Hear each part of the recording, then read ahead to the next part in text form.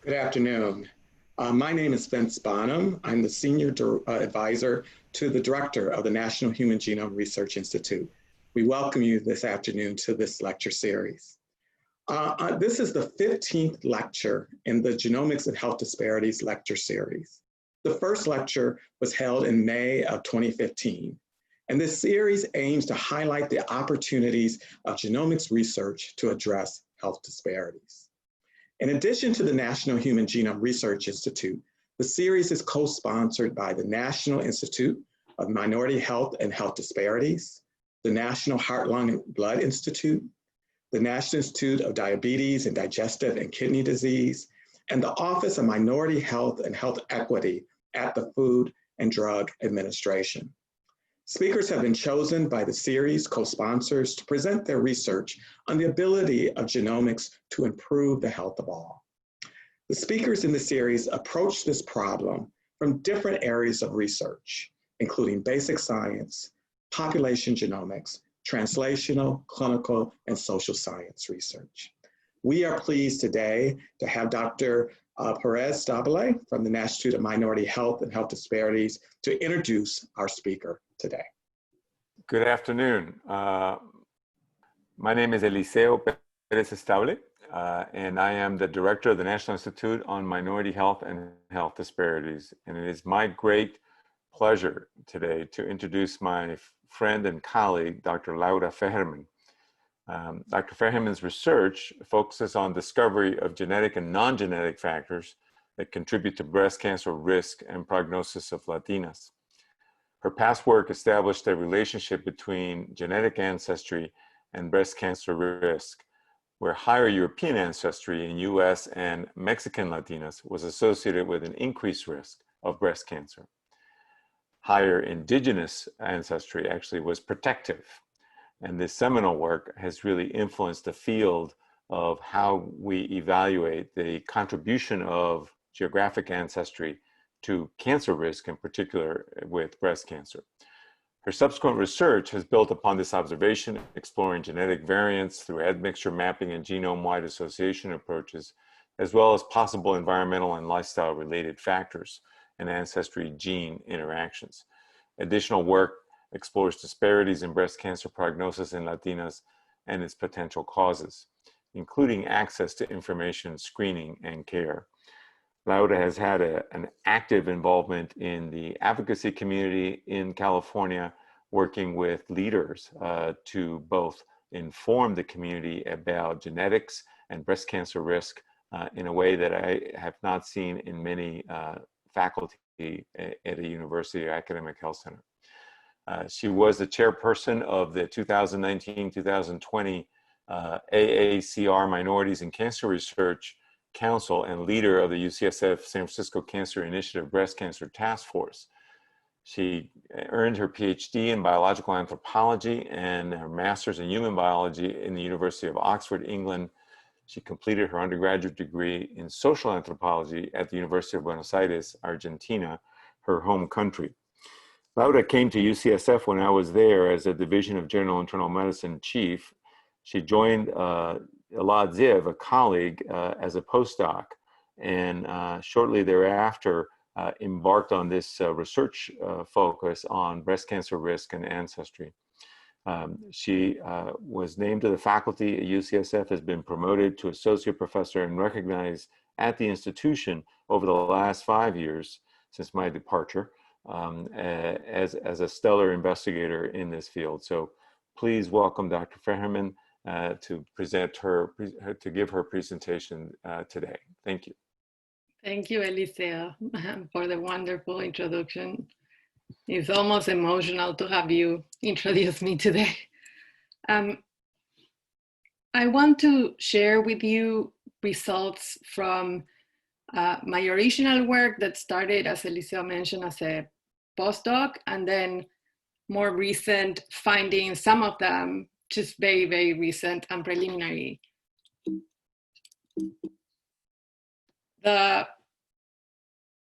overall rationale for looking at breast cancer, particularly in Latinas, has to do with the observation that within the American continent, you can see there's a lot of, this is the GlobalCan map showing breast cancer incidence across different continents and countries. And you can see, I'm particularly interested in Latin America because variation there, it's very important, and it reflects also what we see in the United States populations when we compare more non-Hispanic groups to those individuals that self-identified as Hispanics or Latinas.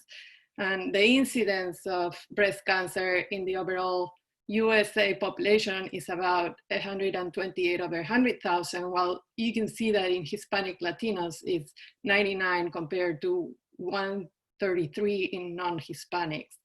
And then when you look at across the countries, you see a pattern that my argument is here, knowing genetic ancestry proportions also correlates with how European or indigenous these overall populations are.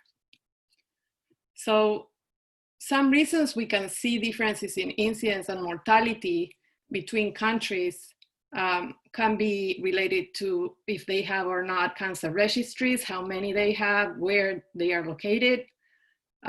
There's also competing risks issues in some countries for maybe they're less developed and they have the reasons people get sick are always something else, and you don't have enough time to see cancer happening or being the cause of mortality, for example. But what I'm interested in, or my research really focuses, is on difference in screening and access to care and risk factors, both environmental and genetics, and how that affects estimates of incidence and mortality that we see. And today, I'm gonna really focus on the genetics. Why is genetic ancestry important when we try to work on genetic epidemiology in Hispanics or Latinos? Well, we know that we all come, I'm including myself here, we come from different countries with different histories, with different cultures.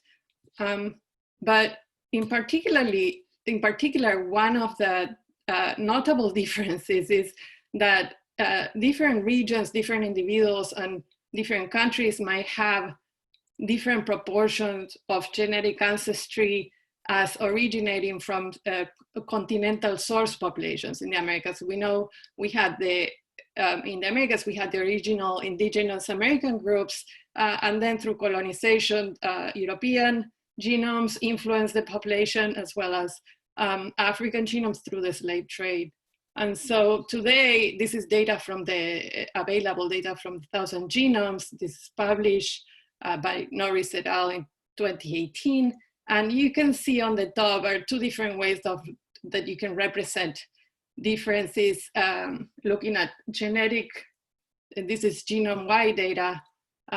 You can infer ancestry proportions. On the right panel, you can see vertical lines represent individuals, and the different ancestries are, the red is the indigenous American component, the blue is the African component, and the yellowish orange is the European component.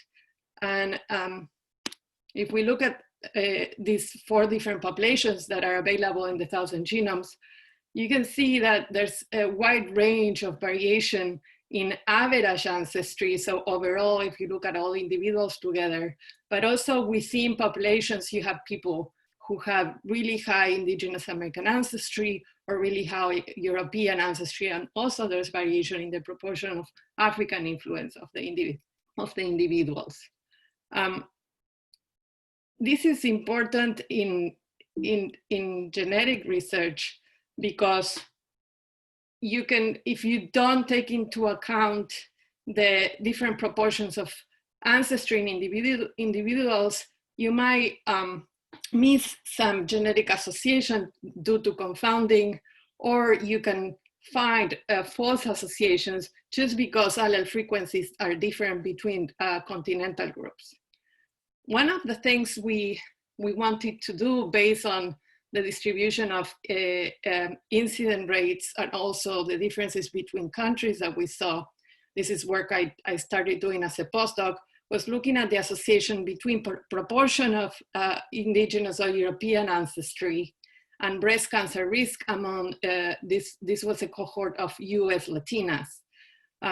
So mostly, they were from California, so mostly from Mexico.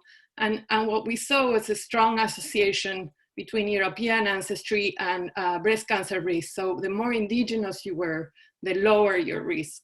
And this association was apparent even when we included some covariates in the models that we thought were important and correlated with ancestry. Eventually, we move on to admixture mapping and genome-wide association study, and we did find a strongly associated variant near the estrogen receptor 1 gene, is the region 6q25. This was we published this in the first GWAS of Latinas in 2014, and then we replicated here. I'm showing the locus zoom plot, so really looking at this region in a posterior paper, 2019, where the sample size was slightly higher, slightly larger. And here we included samples from multiple studies. So it's been an ongoing effort to try to have enough power for genome-wide association studies. That's another topic. So you can see here, this is the 6q25 region, and there's really one polymorphism that was strongly associated, even when we did conditional modeling by other SNPs in the region. What's really interesting, and the reason I'm gonna talk more about this single SNP, is that first, it had a strong odds ratio. Actually, the strongest reported from a GWAS in breast cancer, the odds ratio is 0.6 for having the protective allele. The other reason is this SNP is actually population specific. The reason it wasn't discovered or reported in previous GWAS is with hundreds, thousands of samples of Europeans or Asian origin individuals, is that the protective allele is basically absent in all other populations except Latinos. And the frequency of the protective allele correlates with the proportion of ancestry of the different populations in the 1,000 genomes.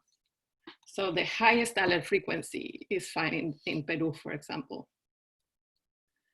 And before I go on, for those who are not familiar with breast cancer subtyping, there's, in the clinic, patients usually receive different treatments or prognosis based on immunohistochemical markers that give information about the estrogen receptor status of the tumor cells, progesterone receptor status, or human epidermal growth factor receptor 2 status or expression.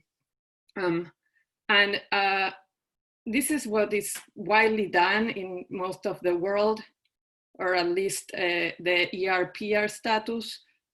In the US now, we have the capability of going even farther and looking at overall gene expression by doing RNA-seq or other assays in the tumor tissue.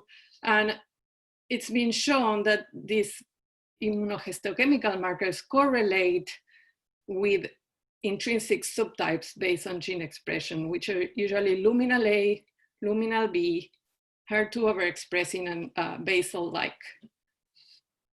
We didn't have tumor tissue for the US studies that we were conducting at the time when we did the GWAS.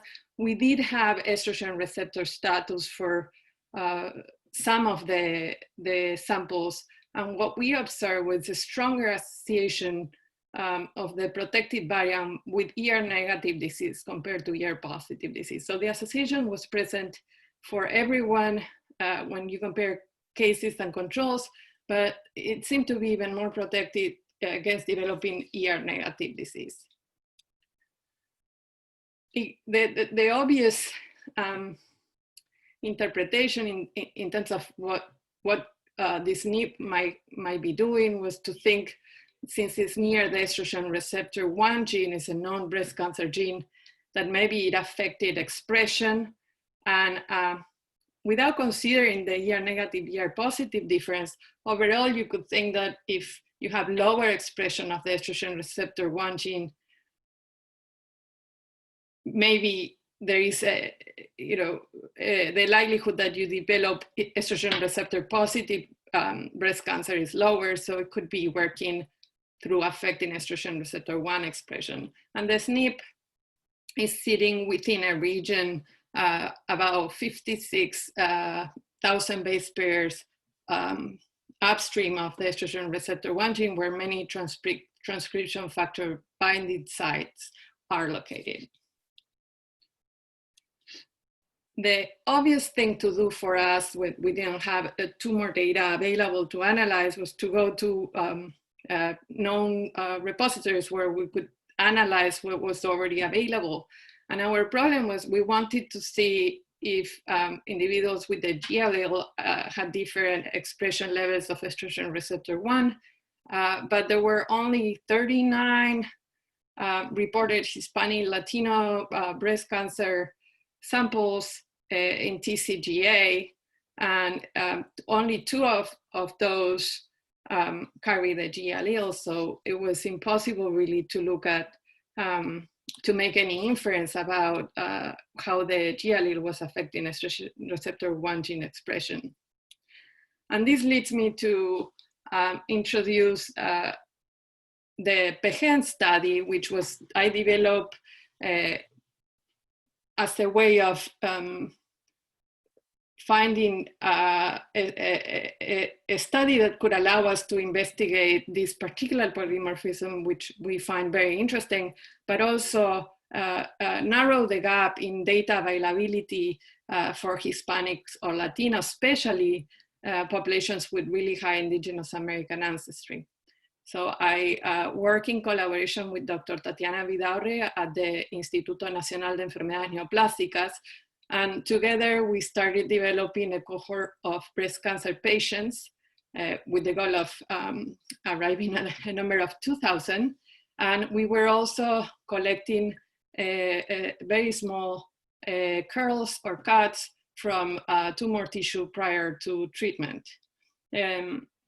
We are generating genome-wide genotypes using an Affymetrix array, and also we're in the process of sequencing, doing RNA-seq in approximately 200 of the samples, and I'll talk more about that. The work that we've been doing on the Fejerman study is mostly the work of Valentina Zavala, who's a postdoc in my lab, and Katie Marker, who started as a master's student in my lab and is now doing her PhD at the University of Colorado, but still working with us on the Fejerman study. To give you an idea of how different a cohort of breast cancer patients in Peru could be to a cohort in the US, you can see the mean age of the patients is 50 years. Usually in the US is more towards 55 or so. This is because the age distribution of the populations are different. Also, the Peruvians, in terms of reproductive behavior, the data looks very similar to what you see in Hispanics, Latinas in the US, with a larger number of pregnancies and younger ages at first pregnancy. The data we have is from the Instituto Nacional de Enfermedades Neoplásicas, which is a center of reference. It's like the National Cancer Institute in Peru. It's in the coastal region in Lima. Peru has different geographical regions. One is kind of defined as the jungle or la selva. You have the sierras, so the mountainous region, and then the coastal region. And it's not transportation from, say, the selva region or the sierra or the sierras to INEN is obviously a bit more difficult than from any area in the coast. Most of the breast cancer patients in the cohort are from the coastal area, but we have some patients from the Andean area or the Sierra, and some patients from the Amazonian region. The distribution of immunohistochemical markers subtypes is different from what you see in non-Hispanic whites in the US, for example, with a larger proportion of HER2 positive tumors and triple negative tumors than hormone positive HER2 negative tumors. And also the distribution of stages is very different, with most of the patients being stage 2 and 3 and few being stage 1 or 4. Going back to the genetic ancestry, as the title of the talk mentions the highly indigenous American woman, because Peru is one of the Latin American countries where the influence of the indigenous populations is most notable. And you can see this in the PCA plots on the top. The Peru Fejerman patients are in purple. The green on the top right are Africans and African Americans. The yellow are East Asians. And then you have the 1,000 genomes European in the bottom right. And this is for the graph A. So you can see the Fejerman patients are really concentrating on their own area, which is representing the indigenous American component, and differ from, for example, the admixed 1,000 genome individuals from Mexico and Colombia and Puerto Rico that are closer to the European samples from 1,000 genomes. An interesting thing about the Peruvian population is well known that it had more recent and, in the last 100 years or so, immigrants from East Asia. It's actually very strong presence in the country. And also there's a known Afro-Peruvian population. And you can see all this in the samples, with some of the Peruvians clustering with the East Asians. And also we have some of the Peruvian clustering with the Africans or African Americans. The other notable ancestry-related observation is that if we look by region, the individuals from the coast have the most diversity in terms of having some Asian and African ancestry, and the individuals from the mountainous region and the Amazon are less diverse, in the sense that they are mostly either Indigenous American or a mixture of Indigenous American and European. We wanted to explore further the Peruvian Indigenous American component, and we use a method that allows to visualize clusters based on a set of principal components. So instead of having different graph for each component from the principal component and ancestors, principal component analysis, this method allows to create clusters combining all in this case, we use the first 50 principal components to create groups of individuals. And you can see that these two graphs are the same. The top one is highlighting the proportion of Indigenous American ancestry in color in the Peruvian patients. And in the lower graph, you can see in color the different 1,000 genome populations. And you're able to identify, in the Peruvians, you're able to identify a separated group that overlaps with those who are from the Amazonian region, and a group for those who overlap with the coastal region in terms of where they were born. And then there's a larger group which combines individuals from the coast and the mountain.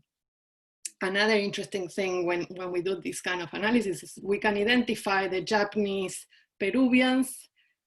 Here there's like about 4 Japanese Peruvians in the data set, and there are also some African Peruvians clustering with the 1,000 genomes African populations. Before I go back to talking about the protective byun, which was the reason we started the PEGEN study.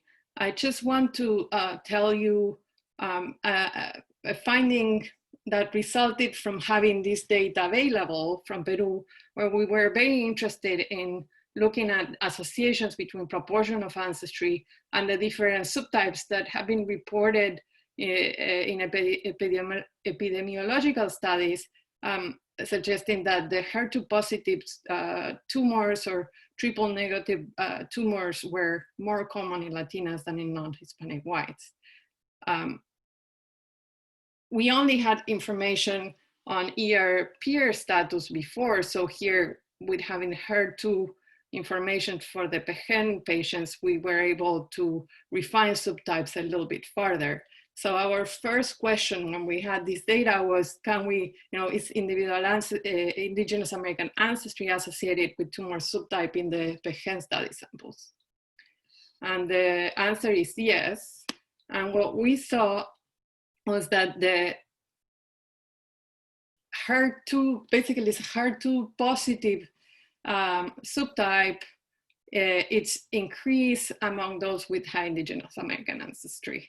Here, the risk ratios are per 10% increase in Indigenous American ancestry.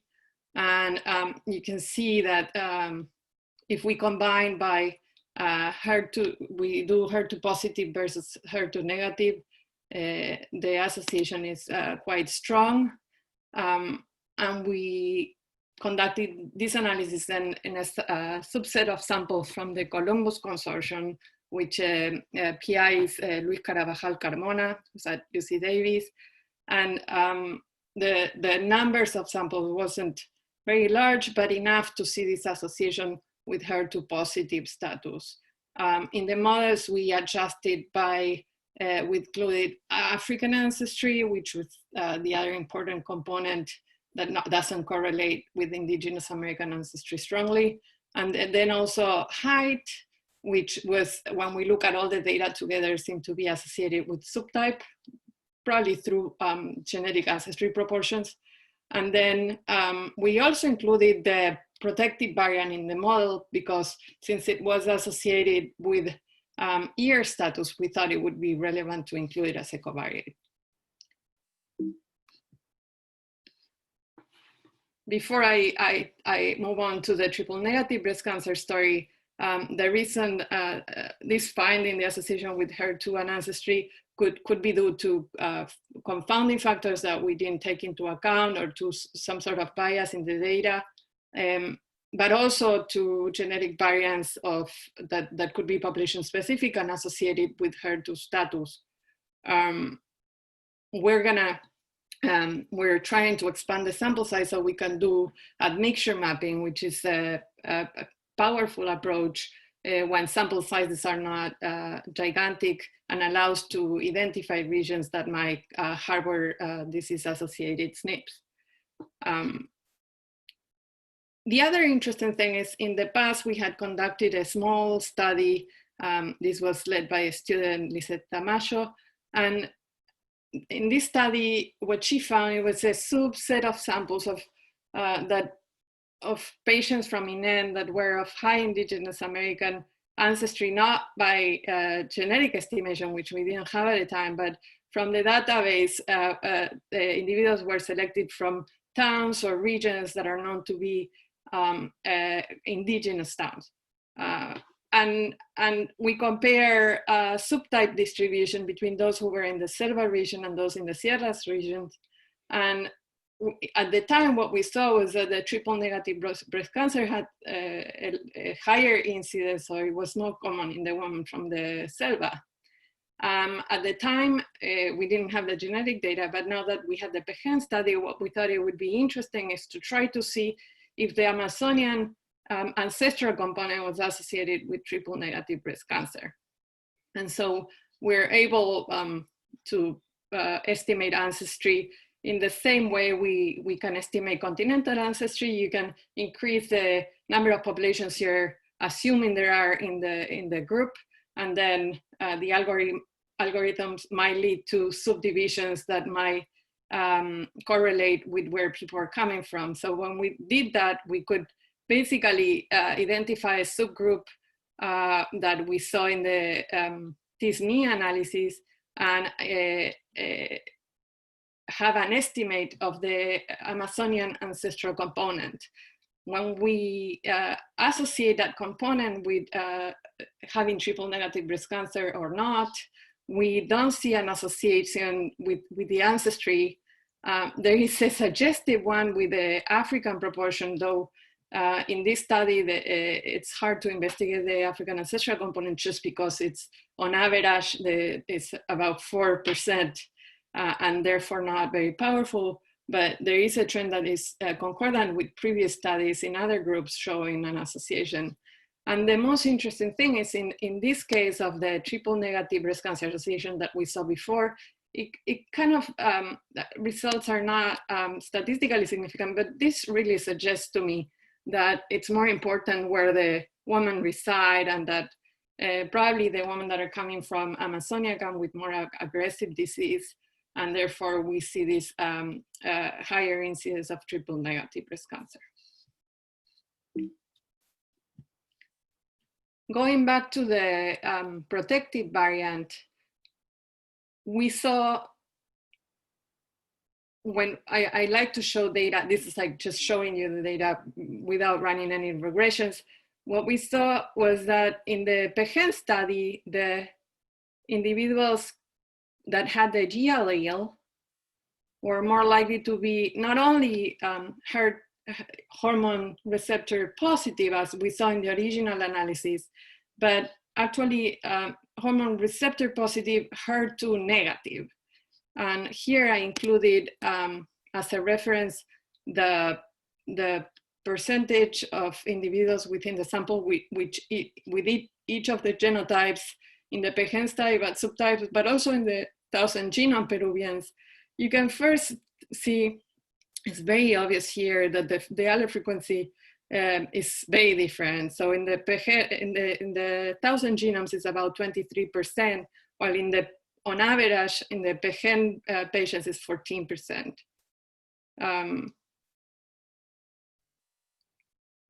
This is the allele frequency. So when we look at the genotypes, what we see is a depletion of GG breast cancer patients. So in the expected number in controls would be about 7% of GG homozygous, but you basically see very, very few GG individuals among breast cancer patients. And then the other thing is the AG genotype is more frequent in the hormone positive HER2 negatives. So it doesn't seem to be a estrogen receptor only association, but also it's modified by HER2 status.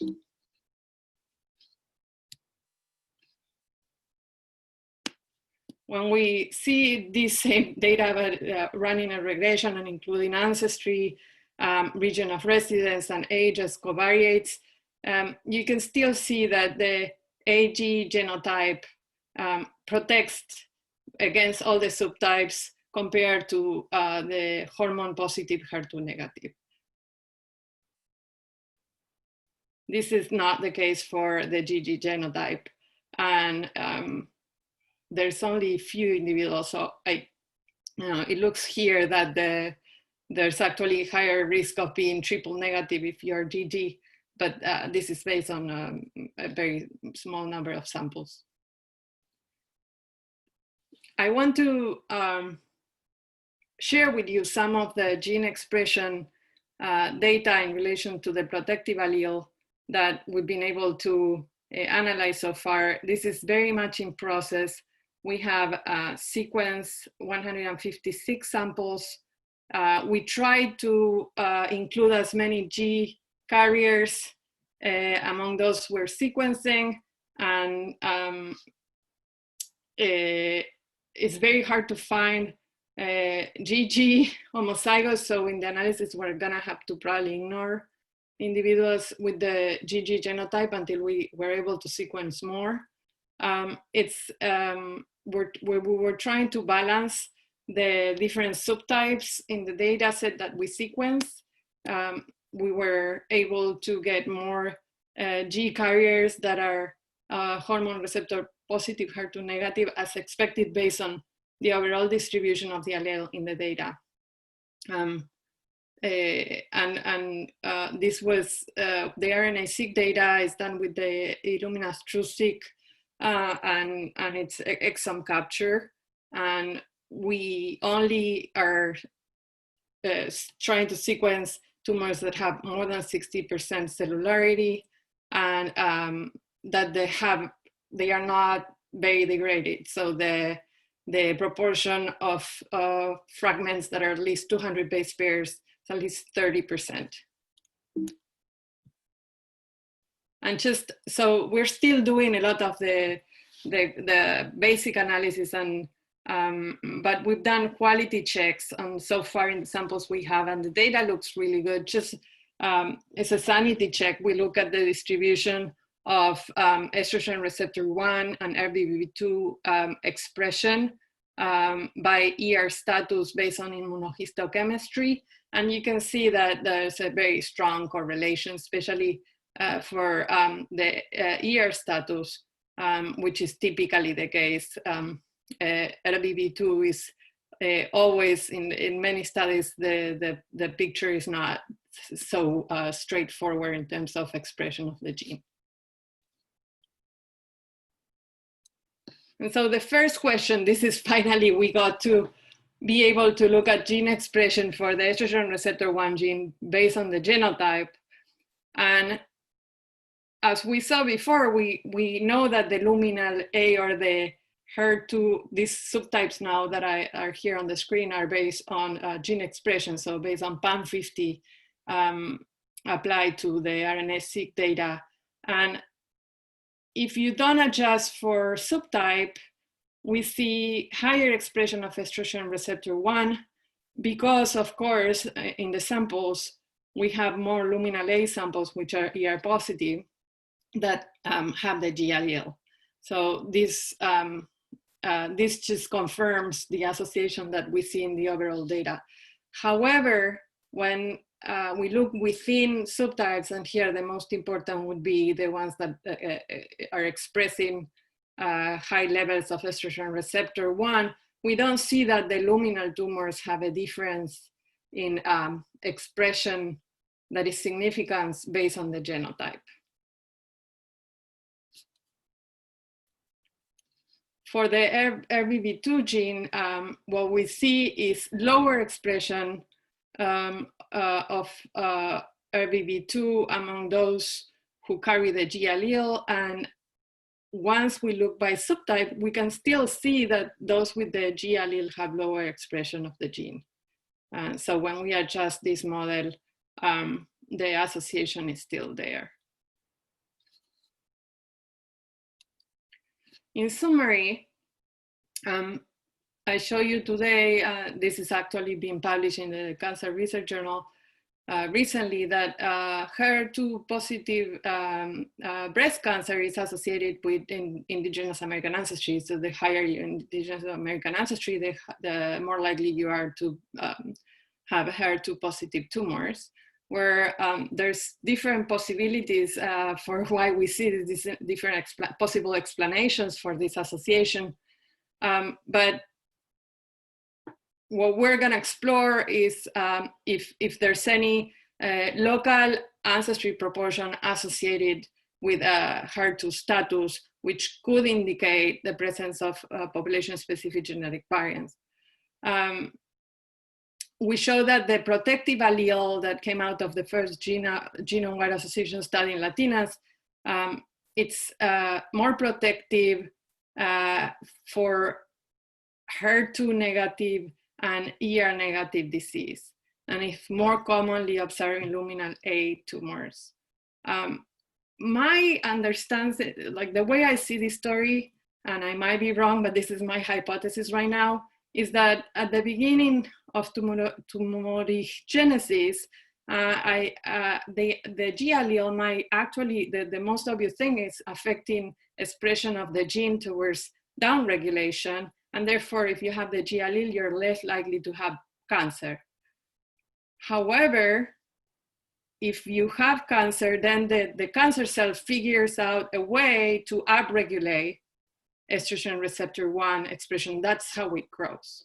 And so the ones with the G allele are likely to be estrogen receptor 1 positive, but this hypothesis could be actually confirmed if we see an imbalance in the allele that's being expressed, and we're working on that analysis right now.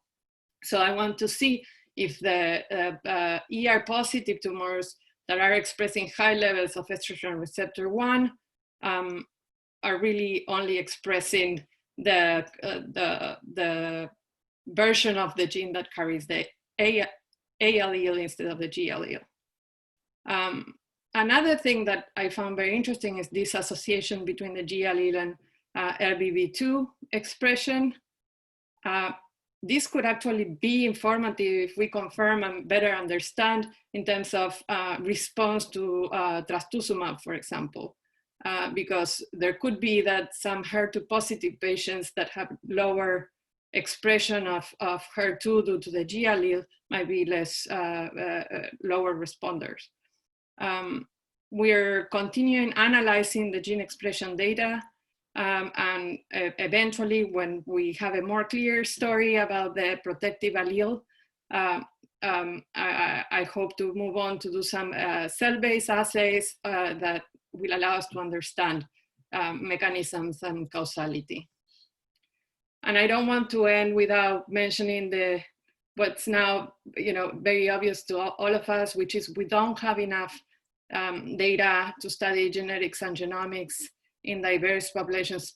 This is the case for Latin American populations and Hispanic Latinos in the US. We're trying to, at least for breast cancer genetic studies, there's an effort led by Dr. Montserrat Garcia Closas at the National Cancer Institute in the Division of Cancer Epidemiology and Genetics, who's Stephen Shannock is the director. They're trying to create this mega consortium called Confluence to do genome-wide association studies in a diverse set of samples, including European, African origin populations, Asians and Latinos and males, those with mutations or without mutations. Is really trying to include as much diversity as possible. And so here what I'm saying is, if you know of any study in Latin America or in US Latinos or European Latinos or anywhere that originate from, that might have Indigenous American ancestry, please get in touch with me, because we're trying to grow the Latino Hispanic cohort. The consortium is called LAGENO, and you can email me and I'll be happy to explain more about it. I want to thank all the work I've done, started with when I was a postdoc with the LATSIV. I still work closely with him. We talk all the time. All the work we do, we share the same interests, and we're working together really to try to understand more about the protective byun, which we think could be very important for breast cancer prevention in the future. I also want to thank all the collaborators in Peru. This study is the result of a lot of people working really hard in Peru to try to create this cohort, especially, of course, Dr. Vidaurre and also Dr. Casavilca, who works in the biobank. And then the RNA-seq is being done by Giovanni Zavaleta, University of Louisiana, and his lab. And a lot of the work I'm doing is together with Luis Carvajal Carmona, who has the Columbus Consortium with samples from Colombia and Mexico. And all the GWAS work at the beginning and a lot of collaborations going on. Now I work together with a large group of investigators who are interested in breast cancer in Latinas. And of course, the work is being done thanks to an R01 that was awarded by the Center to Reduce Cancer Health Disparities 4 years ago. And this is the last thing I'm gonna say. Peru is being hitting hard. COVID is gonna be a different story in Latin America compared to what it's been in Europe and the US.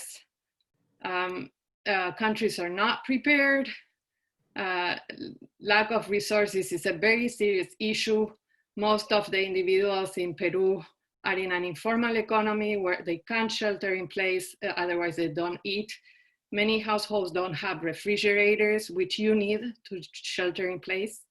And so I'm just gonna say, if you feel like you have the bandwidth, you can donate to different organizations. I just found one called Help Peru. They need help to just be able to pass this terrible crisis that has affected the entire world, but it's gonna hit very hard some of the countries with less resources. Thank you. So thank you, Dr. Fejerman, for the excellent talk.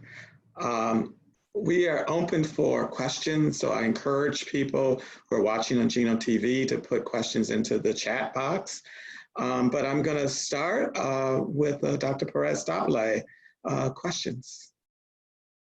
So Laura, that was fantastic. A lot of new information, and we can give you a virtual applause from a distance here. I wanted to ask you two sort of big picture questions. I think one to speculate, one to, I think you started to work on. It sounds to me like you're beginning to follow some sort of path to identify the functionality of the 6q25 SNP that you've associated with lower risk, and now in multiple analysis, and see if you can sort of identify sort of a mechanism of why this is protective. You know, the fact that it's unique to a population is already, from a discovery side, important. And then the speculation would be, you know, do you see a potential therapeutic implication there that may go beyond the Latinas with indigenous ancestry? And then I have a second quick question, Vince. Okay, thank you for that question. And yes, the story with the Protective Byun is not straightforward. We're now working on trying to find, you know, doing all the differential gene expression analysis by genotype. My postdoc is working hard on this, and I think it looks like the polymorphism works differently depending on this context, so the type of cell it's in. It definitely, that association with, for example, RBV2, you know, with the HER2 gene expression is very interesting. Also, it's not in the same chromosome, so it should, you know, this is probably through, I think it's through estrogen receptor 1 really, that and the interaction of estrogen receptor 1 and then RBV2, some complex, you know, co-regulation, if you want. It's not going to be easy to dilucidate the mechanism. That's why I was thinking cell-based assays would be very useful, to have cells with different receptor, you know, the different types of cells, and be able to see what happens if you edit the polymorphism. I hope that once we have go further in the analysis of the gene expression data, we might have a bit more clarity as to inform cell-based assays and have a more clear idea of what experiments to conduct. But my belief is that yes, eventually, this seems to be, if you look at the strength of the association, it's mind-blowing. You saw the distribution of the allele in the 1,000 genomes Peruvians. It's really, for example, 7% homozygous GGs, and then we see only 1% homozygous in cases. Now we saw that before. That's kind of a striking difference. So definitely it's affecting risk of cancer. We couldn't find any other SNP in the region that was more, you know, had a stronger association. So I think this might be the SNP, the functional polymorphism. If we figured out how the timing, when it works, when it affects expression of estrogen receptor 1 or something else, in what type of cells. I think someone who knows about drug development, which is, you know, not me, would be able to somehow use this to improve available drugs or develop new ones, that for everyone, to prevent breast cancer. That was the original thought when we found it, and it was so strong. Thank you. No, it sounds like you're following this path. It's a great example of a sort of systematic addressing a question over time based on a hypothesis, based on original observations that came from epidemiology. And then the other question is very different. You talked, first time I've heard you talk about the indigenous Americans in La Selva, in the Amazonian. Because when I was working in Jujuy, there was a clear group of indigenous Argentinians who were immigrants into Jujuy from the Amazonian region, and it was all by self-identity, no genetic markers. So so it begs the question: is how generalizable are these findings, not just within South America and different areas of indigenous people, the Andean being the predominant one, to, let's say, the American Indian population in the US and North America, or the Alaska Native population? Do we have any data at all whether this gene frequency is present in other native indigenous populations in North America, excluding Mexico? That's I had that question asked before, and I don't have, there's not a lot of data on native, North American native populations. When we had the US Latina samples, there were like a few sneaked in that looked like they were North American, Native American, and I think one or two of them had the allele. So definitely it's present in those populations. My hypothesis is this is maybe an ancestral Asian allele that was in one particular population that went through the Bering Strait and became part, it was already there in the first groups that populated America and are shared between all the groups. It just increased in frequency greatly. I mean, it's really common. Peru is 23%, and we don't have yet any good evidence that there's anything else but chance in why the allele frequency increased. Thank you. All right. So we have several questions from the Zoom room as well as from Genome TV. So I'll start with one of the questions here. Let's see. Do you think that the SNP encodes a trans element, or is it regulatory cis element of its own? The first hypothesis was that it would be in cis and it would affect estrogen receptor. It looks so straightforward when we just found it. It was in a region where there's like weak enhancers for the estrogen receptor 1 gene. We thought it'll be like, oh, this is easy. We're gonna see that it affects estrogen receptor 1 expression, and then we can understand further, but at least we know that. Probably what we should be looking at to see that and confirm would be non-cancer, like at the beginning of the carcinogenesis process.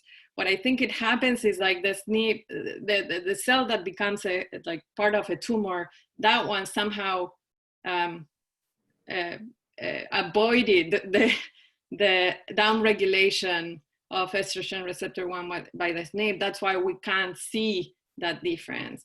And so that's my guess, is that it is acting in cis and affects estrogen receptor 1 expression. We just don't see it in the cancer cells.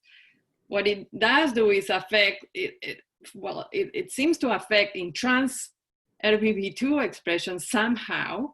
We don't have yet an obvious explanation. That's part of what we're looking at. And in our preliminary differential gene expression analysis, we're looking within subtypes, because then, otherwise you have confounding because the SNP is different by subtype. Right. So we're like trying to look within subtypes, and we do find genes that are differentially expressed.